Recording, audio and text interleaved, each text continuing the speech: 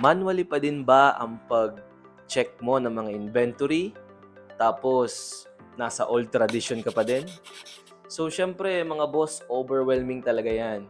Lalong-lalo na kapag gumagamit ka pa ng mga papers. Sobrang hindi mo na na-organize lahat ng trabaho mo at wasting time din. So, good day mga boss. Nandito tayo ngayon sa Provide Tech Office. Ayan. I-interviewin natin mga boss ang isa sa gumagawa ng mga system ng company. Hello. Ako nga pala si Jo Marian Lopez po, web developer po ng Provide Tech Company. So yun nga po, mga ginagawa ko po as a web developer, gawa po ko ng mga website, system, e-commerce.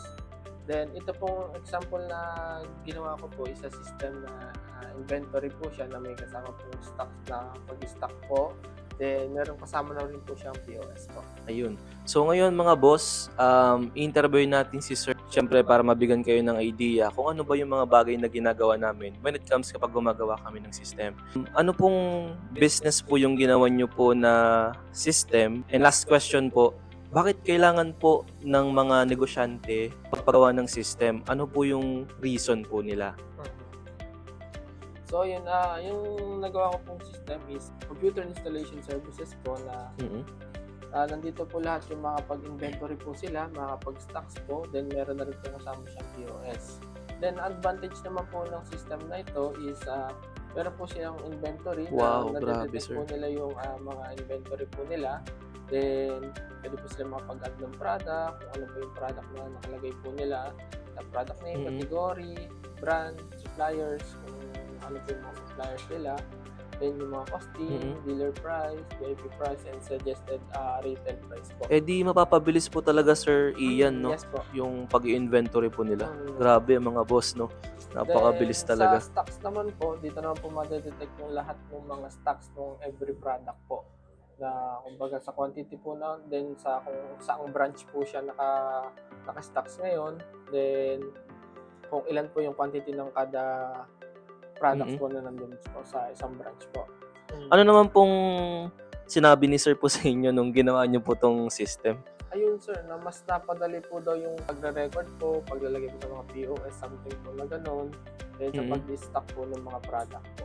Kasi then meron din po siya nung sa purchase order kung sakali po may Wow, grabe. order po sila ng mga panibagong supply dun sa business nila, direct na po silang parang mag-print na po lahat yung mga orderin nila sa isang supplier po. Grabe, no? Sa isang system, mga boss, nandito na lahat ng kailangan ng negosyo.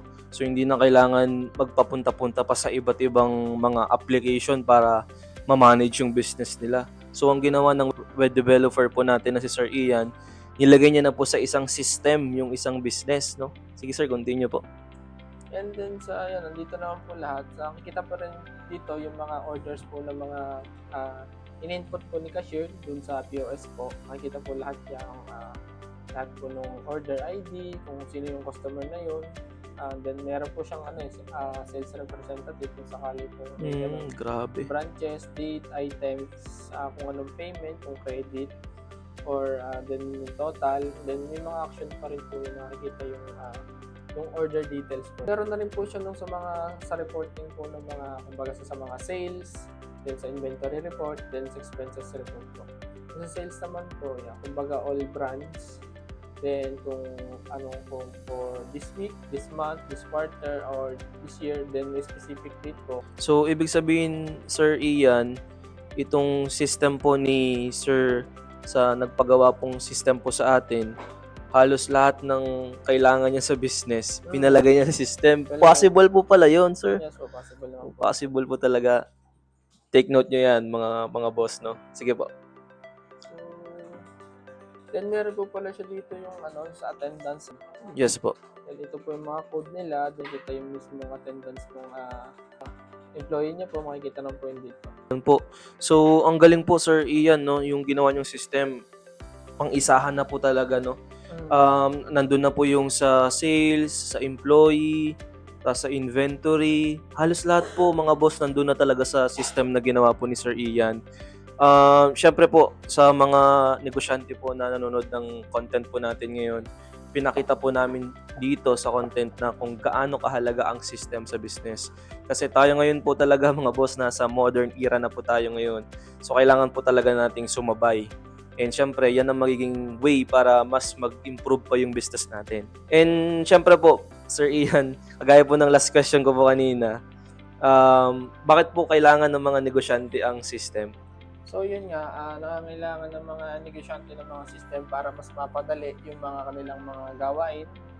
Hindi na sila mag-paperworks, more on system na sila na kahit pwede sa cellphone, tablet, and computer, basta meron silang internet, is pwede na nilang ma-access yung kanilang Wow, system. grabe. So, ilang weeks ba ang gugugulin, Sir Ian, bago magawa yung system nila?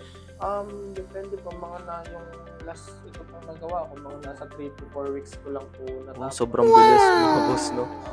So, dito mga boss, kung panonorin niyo yung vlog natin, dito pinakita po namin kung gaano ka-importante talaga yung system po sa business po natin. So, ngayon mga boss, ano pang iniintay nyo?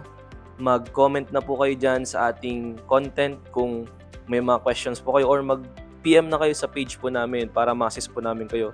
Para magawan din namin kayo ng napakagandang system na all-in-one na po sa isang system para makatulong sa business mo.